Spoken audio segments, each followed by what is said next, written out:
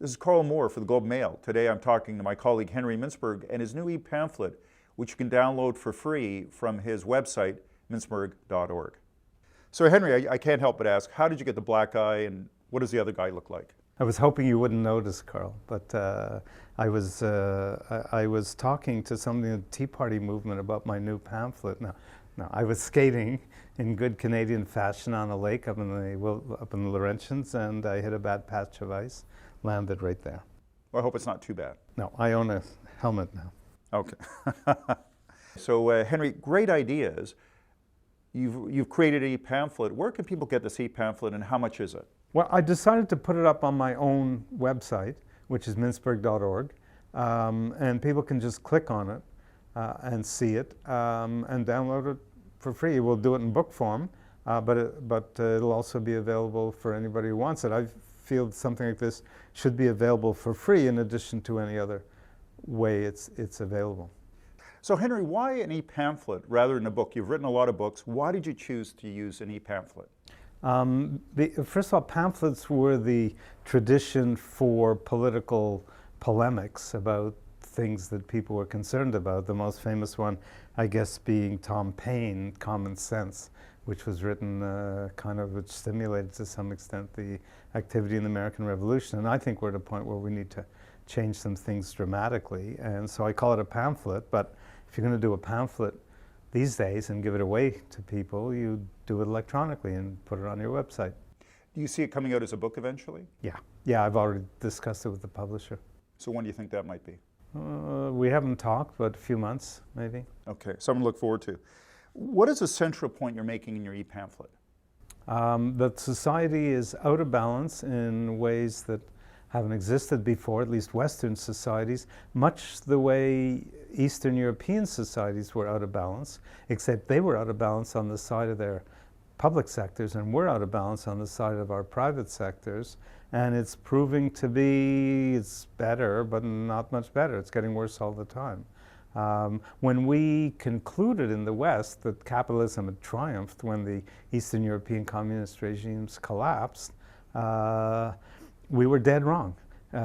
Capitalism didn't triumph at all. Balance triumphed. We were balanced back then in 1989 relative to now, and we've gone terribly out of balance ever since, and it's getting worse all the time.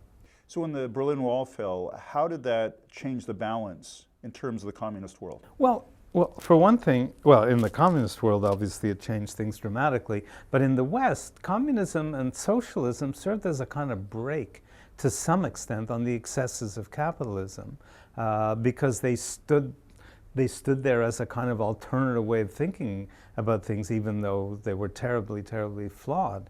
But ever since then, because the Eastern European governments were flawed, we concluded in some sense that all governments are flawed, and we have to have minimum government. And of course, this has always been pushed heavily by the economists, certain economists, traditional economists, and with a model that's really perverse in a way, that we're all driven by greed, and that anybody who can afford it can buy anything they like, and all the externalities that economists talk about, that if you can't measure the consequences of the social damage you're doing, then you don't have to pay for it, and all those things have built up to a point where we're in deep trouble. I think we're in deep trouble in Western societies, and it's because of the lack of balance. And the important thing is, this isn't a left-right thing. We have this kind of line, and the extremes are, each extreme is as bad as the other in some respects. But it's not a question of finding a compromise in the center. It's a question of sort of seeing things as a kind of circle and saying that there's government that has to be respected. There are markets that have to be responsible, and there are communities that have to be robust. So I call it the public sector and private sector, obviously, and I call the other the plural sector. Balance balances communities with markets and governments. Why do you think we're out of balance? Why has it gone too far on the market side over the last 20 years in North America and Western Europe? Well, I think obviously there are tremendously powerful forces on that side, and the power of globalization which is not restrained in any way. We don't have global government that restrains global corporations the way we have domestic governments that constrain domestic corporations. We don't have that. Instead, we have a series of powerful international agencies, and the ones that are powerful are all, without exception, economic, like the International Monetary Fund, the World Bank, and so on, and the World Trade Organization, and so on. They're cheerleaders for global corporations. And so there's nothing constraining global corporations right now, and they're no worse than anybody else, potentially, but give anybody the freedom to run and do what they like, and those are the consequences. One of the hot ideas is corporate social responsibility. Won't that solve the problem of too powerful businesses? No, I think that's dreaming. I applaud corporate social responsibility. Anybody who thinks that corporate social responsibility will make up for the corporate social irresponsibility that we're seeing these days has his or her head in the sand. Anybody who thinks that this kind of win-win scenario where companies are going to do well by doing good, I'm all in favor of that, but anybody who thinks that's going to sweep in like a win-win wonderland also has their head in the sand. There's too many companies that are doing well by doing bad, and there are too many companies that are doing well by sticking to the letter of the law, which is not socially responsible. So we're looking at you saying that the third leg of the stool is the one that we don't put enough focus on, communities or plural society. What is the plural society to you? Well, I call it the plural sector.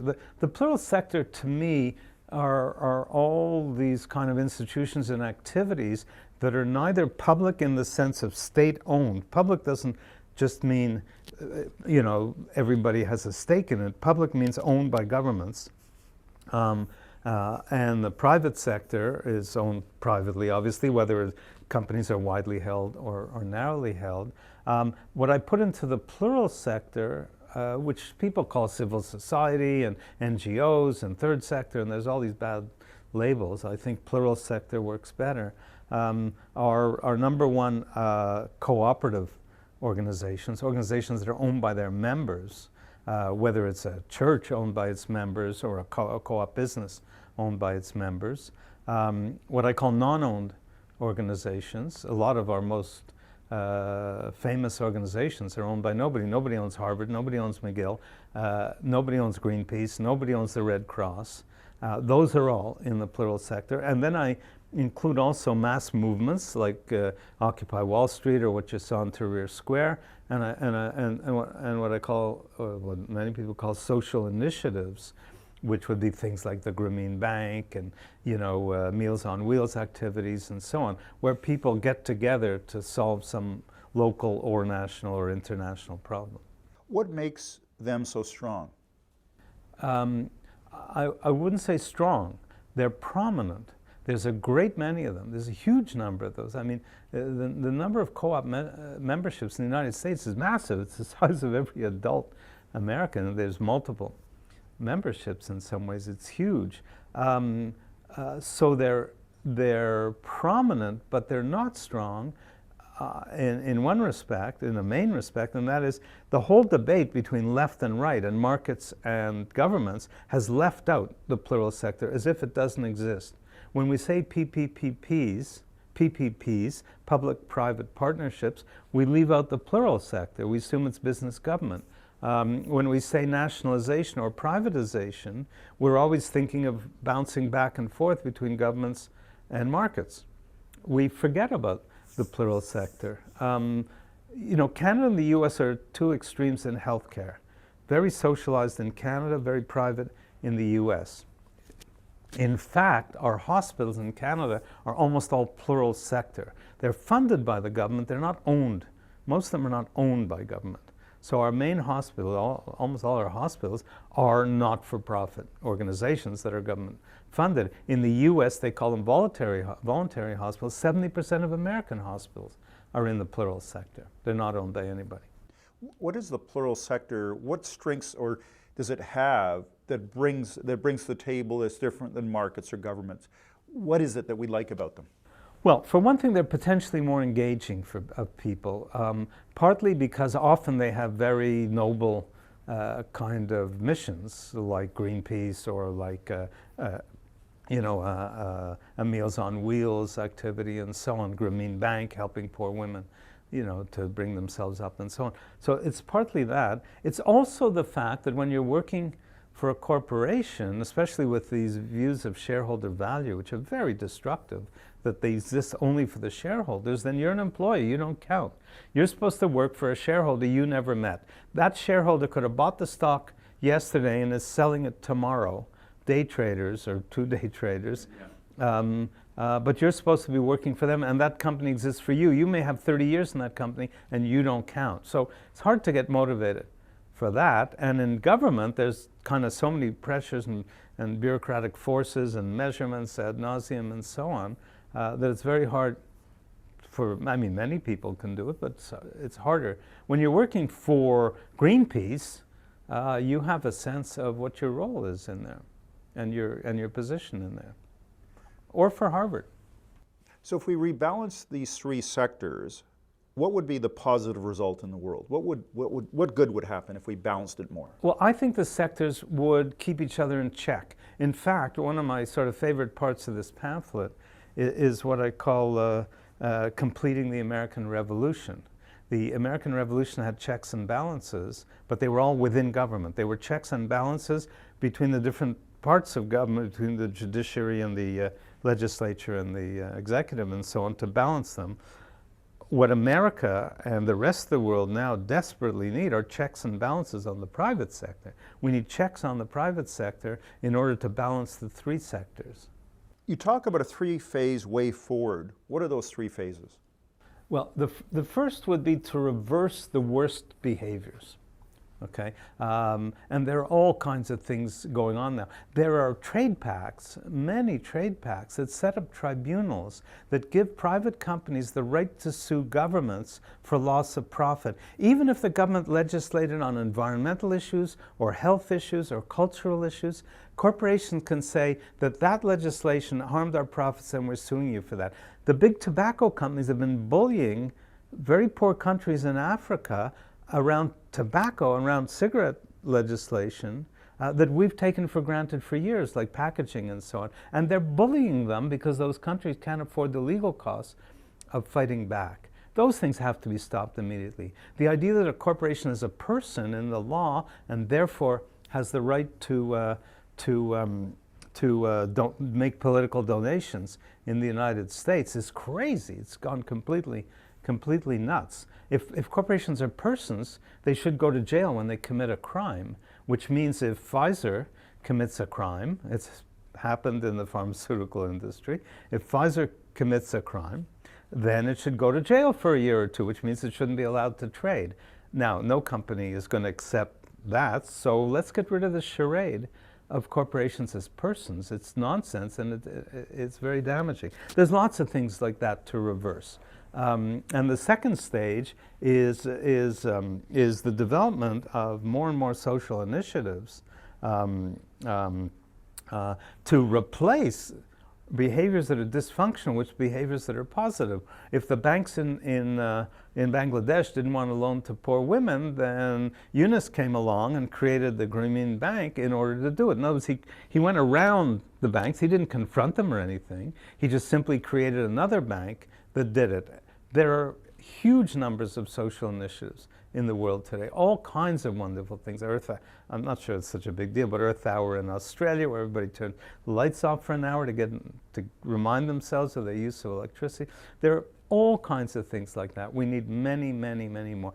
And then the third is reforms, more systematic reforms that can be driven by responsible governments and responsible corporations to make major changes. And that will happen only, I think, when the first two happen, because right now governments are so co-opted or overwhelmed by private forces, by all the lobbying that's going on and all these trade things that I talked about a minute ago and so on. They're so overwhelmed by that or so co-opted by that that they can't do much. And as I said, corporations, despite corporate social responsibility, there's much more corporate social irresponsibility right now.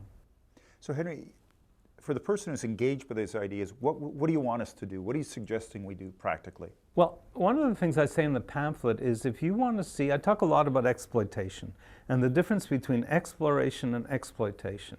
And we've got a society that exploits. We exploit the environment, we exploit each other, we exploit, the rich countries exploit the poor countries, we exploit in all kinds of ways. And I'm saying in place of all that exploitation, we need more exploration, not of human resources, which is a horrible economic term, but our human resourcefulness, our creativity, our human creativity. That's what we need much more of. And one of my favorite sentences in the pamphlet is, if you want to see an exploiter, look in your own mirror. We're all exploiters. Every time we drop the trash down the chute, we're exploiting. Out it goes, we don't have to pay for it, out of sight, out of mind, and so on. We're all exploiters. You know, maybe we drive little car. Little car pollutes too, not just a big car. You're worried about the tar sands. The tar sands is created by the government, or is encouraged by the governments we vote for, and the fact that we are prepared to drive that kind of fuel. So we've got to, they are not going to do it. Whoever they are not going to do it. Okay. You're going to do it, Karl, and I'm going to do it, and everybody else who's watching this had better be doing it too. You as an individual, what are you doing? I mean, you're writing an e-pamphlet, but what do you do at a very family level to make the world a better place? That's a dirty question, but it's obviously a fair question. I mean, I'm very conscious of what I'm doing and how I'm using things and how I just in my own life are doing things, and then I have to look at sort of, you know, where I exploit. Okay, and there's so many things that we can do without that wouldn't change the comfort of our life one iota. You know, there's so many things we could be doing so easily. And of course, the major thing I'm doing is I've been devoting years. I started working on this pamphlet in the 1990s. And since 2009, I've been working full out on this, not 100% of the time, but probably 30 to 40% of my time since 2009. So that's my sort of major contribution. But as I say, it's in everybody's life too. Where do you see the plural sector working in the world? What are some examples where it's working out and you can see the future there? There's a book called Blessed Unrest that talks that has a 110-page appendix of each. On each page, there's several initiatives described, and I think there's several. I can't remember, but there are a lot of initiatives described in that appendix. Everywhere you turn, everyone you know is involved with it. All of us are involved with it. There's enormous numbers of things involved. Somebody interviewed me, actually it was just a call from the government doing a survey, and they asked me, you know, am I involved in charity-type organizations? And I thought, yeah, but I mean some, but not a lot. And then I realized, voluntary, they used the word, you know, do I volunteer? And then I realized that every time I give a talk for free, and most of 80%, something like that, of my talks are for free, to an NGO or to some group or whatever it is, and working with those groups, I'm volunteering in a sense. In that sense, I do an awful lot of that. As I said, every country has initiatives and wonderful ones in the most obscure places. The country I find the most interesting is Brazil. Of the ones I know, there are probably others, I'm sure, but the ones I know, Brazil is really interesting. First of all, Brazil has a certain balance because it's got very strong government. In fact, it's got one of the few governments that had the courage to stand up to the international community on a lot of issues. It's got strong, good, interesting businesses, and it's got a very vibrant plural sector, very, very vibrant plural sector. The Brazilians are kind of why not people. Yeah, sure, what the hell, let's try. Yeah. And they have a lot of PPPs, public-private plural partnerships. The way they tackled HIV/AIDS, for example, was really fascinating. So it's a country, they've got their problems. I mean, there's a lot of income inequality and so on. At least it's getting better, not worse. In other countries, getting worse. In Brazil, it's getting better. So they have their own problems, for sure. but they have the creativity and the initiative to really show what can be done. One of the debates we have is, occupying Wall Street, the 1% versus the 99. What's your take on that? Well, there's certainly, the data are pretty clear. The 99% is, there's probably 20, 30% of the 99 that are doing perfectly fine. But it is true that the income inequalities are atrocious in many places and are getting much, much worse. The figures for the United States are absolutely dreadful. The worst figure for the United States is social mobility. America was the mother of social mobility. This is the country that everybody looked to. You emigrated to the United States because your children or you could have a chance to go up. The figures on social mobility in the United States now are dreadful, way behind even Canada. Not that Canada was ever bad, but the U.S. has dropped badly. If your parents are wealthy, you have a much higher chance of being successful in the U.S. Than it used to be. Henry, you run two great programs, the IMPM, the IMHL, one for business, more business, and NGOs, one more for health. How does this tie into your e-pamphlet? Well, the one of the key themes, it's a whole different pedagogy, the way we work in small groups with experienced people in the classroom. They spend half the time discussing with themselves and working out their own issues. One of the key themes of they're both master's programs, and one of the key themes is the sense of community, both the sense of community in the class and encouraging them to see organizations. The way I put it, a healthy company or a healthy healthcare organization is not a collection of human resources, it's a community of human beings. And that whole sense of community, both within the classroom and in their organizations that go back, is very strong in that program. And to me, that's how you really create healthy organizations. In addition, the IMHL, the International Masters for Health Leadership, we describe it as a forum for the enhancement of healthcare worldwide. And so people really come to that program with a sense of how can I make healthcare better? Not just how can I make me better, not how can I make my hospital better, but also how can we contribute as a class to making healthcare stronger around the world? It seems like appealing to our better natures is a central thing, that you're having a sense of purpose and meaning beyond just ourselves. Well, the way I describe the economic dogma is greed is good, and you've heard that often enough. Markets are sufficient.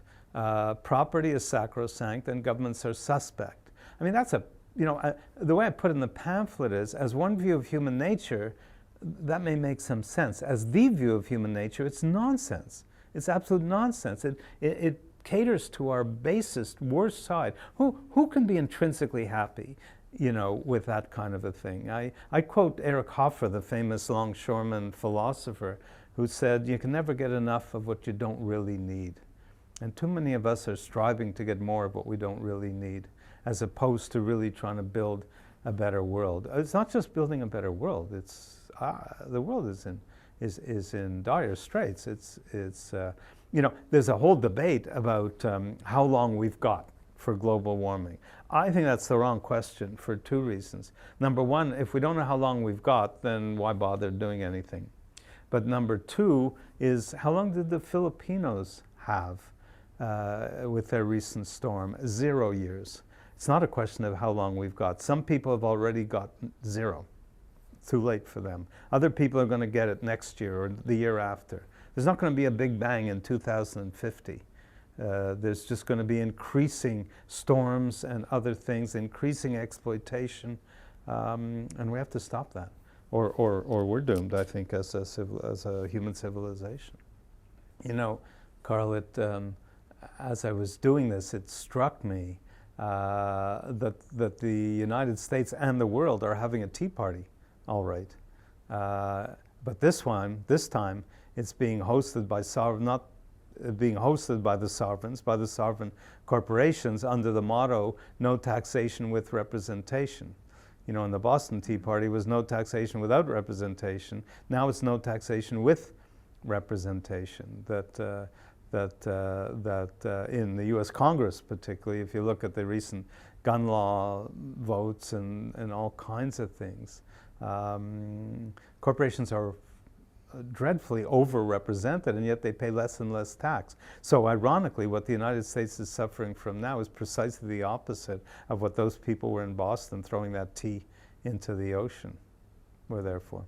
Henry, you're past what might be considered the normal retirement age, but you seem very youthful by many standards. How do you manage to keep youthful in terms of your attitude and your approach to life? Well, kind of a bit of what I just said. The pamphlet kind of energizes me, but I kind of live well, I think. I eat well, and we skated 30 kilometers on a rink on a lake this weekend in 2 days. So just try and be active and energetic, and I also think that when you have a positive outlook on things, you're healthier.